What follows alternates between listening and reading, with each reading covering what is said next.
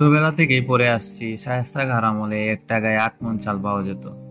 এখন তো পরিস্থিতি পুরোটাই উল্টো। 8 মণ চাল দিলেও বাজারে 1 টাকার নোট আর পাওয়া যাবে না। এই যুগে 1 টাকার নোট পুরোটাই অচল।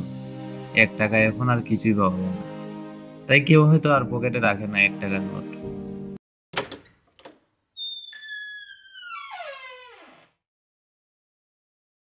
অনেকেরই হয়তো মনে আছে, কিছুদিন আগে আমাদের অর্থমন্ত্রী বলেছিলেন 1 ও 2 টাকার নোট আর রাখবেন না। ধাতব মুদ্রা সর্বনিম্ন মান 5 টাকার ঘোষণাও দিয়েছিলেন তিনি। চিন্তার কিছু নেই, হয়তো অর্থমন্ত্রী সবাইকে একটু ভয় দেখাতে চেয়েছিলেন। আসল কথাটি বলি, শায়েস্তা খাঁ ছিলেন মুঘল বাংলার সুবেদার। তার শাসনকালটি ছিল 1664 থেকে 1688 পর্যন্ত। ঐতিহাসিকেরা অবশ্য বলেছেন আরেক নবাব সুজাউদ্দিন খানের 1727 থেকে 1739 আমলেও টাকায় 8 মণ চাল পাওয়া যেত। তবে তার কথা কেবল ঐতিহাসিকেরা মনে রেখেছেন, বইপত্রে খুব একটা পাওয়া যায় না। তা আমরা এখন যারা নিয়মিত বাজারে যাই, 1 টাকায় 8 মণ চালের কথা শুনে হয়তো বা দীর্ঘশ্বাস ছাড়ি। এবার সত্যের আড়ালের আসল সত্যটা বলি। ঐতিহাসিকেরা দেখিয়ে গেছেন শায়েস্তা খাঁর আমলে 1 টাকায় 8 মণ চাল পাওয়া যেত ঠিকই, কিন্তু ওই টাকা আয় করাই ছিল অত্যন্ত দুরূহ ব্যাপার। খুব কম মানুষই ছিল যাদের পকেটে 1 টাকা থাকতো। তখন বাংলার মানুষ ছিল অত্যন্ত গরিব। সে সময়ের অর্থনীতিকে বলা হতো খোরাকি অর্থনীতি। অর্থাৎ ফসল ভালো হলেও সবাই দুবেলা খেতে পারতো না। কোনো কারণে ফসল ভালো না হলে পরবর্তী ফসল না হওয়া পর্যন্ত প্রায় উপোস করেই থাকতে হতো বলা হয়। সে সময় অনাহারে, দুর্ভিক্ষে, রোগে এত বেশি মানুষ মারা যেত যে অতীত বাংলায় জনসংখ্যা খুব বেশি বাড়তো না। এ থেকে অর্থনীতির অত্যন্ত গুরুত্বপূর্ণ একটা বিষয় আমরা শিখতে পারি, আর তা হলো সত্ত্বাধিকার। সত্ত্বাধিকার বিষয়টা হচ্ছে, বাজারে বস্তা ভরা চাল মানে এই নয় যে দেশের সব মানুষ ভালো আছে। বাম্পার ফলন মানে এই নয় যে দেশে খাদ্যাভাব নেই।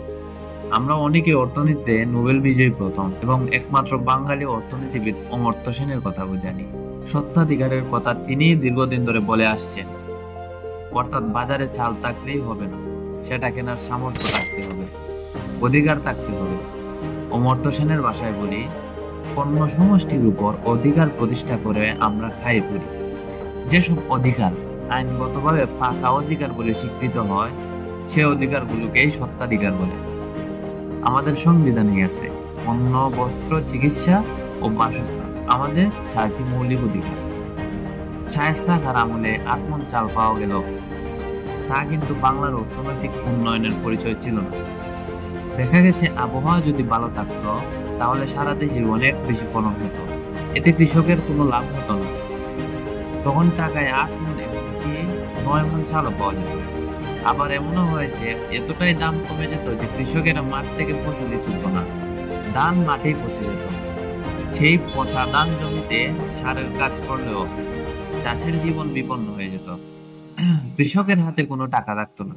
সুতরাং শায়েস্তা খাঁর আমলে টাকায় 8 মণ চাল পাওয়া যেত, তবে তা মোটেই প্রাচুর্যের লক্ষণ ছিল না। খুব কম মানুষেরই সে সময়ে 1 টাকা থাকতো। 1 টাকা মানেই তিনি ধনী হিসেবে সমাজে পরিচিত ছিলেন। সে সময়ে কিন্তু বিনিময়ের জন্য আরেক ধরনের মুদ্রা ছিল, আর গ্রাম অঞ্চলে কড়িই ছিল বেচাকেনার মাধ্যম। কড়ির হিসাবটা এরকম: 4 কড়িতে 1 গন্ডা, 20 গন্ডা 1 পণ, 4 পণে 1 আনা, 4 আনায় 1 কাহন ও 4 কাহনে 1 টাকা।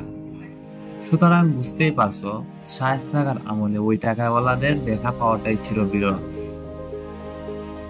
তোমাদের জানার জন্য বলি, স্বাধীনতার পর এই বাংলাদেশে মাত্র 40 টাকায় পাওয়া যেত 1 মণ চাল। এখন একটু ভালো মানের মোটা চালের কেজি 40 টাকা। ইতিহাস বইয়ে উল্লেখ আছে, ইস্ট ইন্ডিয়া নামের যে কোম্পানি বাংলার শাসন করেছিল, সে আমলেও টাকায় 3 মণ চাল পাওয়া যেত। তবে একথা ঠিক, শায়েস্তা খাঁর আমলে টাকার প্রভূত উন্নতি হয়েছিল। তবে সাধারণ মানুষের ক্রয় ক্ষমতা যাই থাকুক, টাকায় 8 মণ চালের জন্যই সবাই তাকে মনে রাখবে, বারবার বইয়ে পড়বে। শায়েস্তা খাঁ হয়তো বুঝতে পেরেছিলেন, তাই তো টাকা থেকে বের হওয়ার একটি তোরণে তিনি লেখেন, শস্যের এ ধরনের সস্তা বিক্রয় মূল্য প্রদর্শনকারীরাই একমাত্র এ তোরণ উন্মুক্ত করবে।